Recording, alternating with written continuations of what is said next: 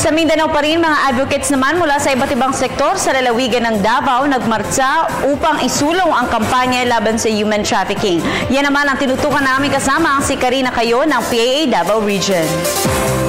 Muling nagkaisa ang mahigit 700 advocates galing sa iba't ibang sektor ng Davao Region sa isang March for Freedom na kampanya laban sa human trafficking.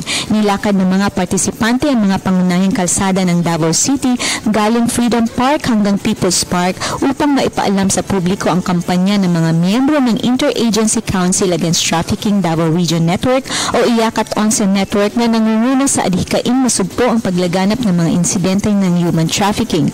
Ang March for Freedom ay nilunsad ng IACAT 11 Network bilang kulminasyon ng isang buwang pagdiriwang ng International Day Against Trafficking sa rehiyon kung kailan pinalawig ang iba't ibang uri ng kampanya katulad ng pamamahagi ng mga posters sa mga barangay kung saan kadalasang may nabibiktima ng human trafficking. The entry of the local government units in our anti-trafficking network here in Region 11 is very important because we believe in IACAT that the campaign against human trafficking should go to the level where everything starts, and it starts in the barangay.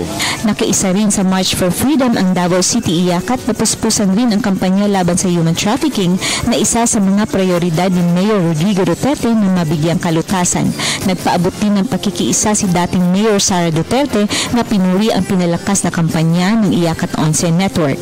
Ang suporta na binibigay ng local sanggunian is now we're in the process na ginagawa namin yung local ordinance, localized version na anti-human trafficking na dito sa Davao City. Pinaigting ng IACAT 11 Network ang kampanya laban sa human trafficking dahil sa nakakaalarmang insidente na naitala sa rehiyon.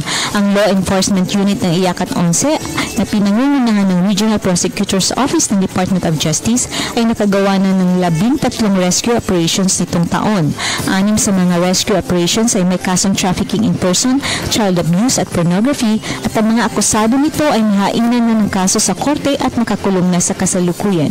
Nitong taon din ay nabigyang hatol na sa korte ang 3 kaso ng trafficking in person sa rehiyon.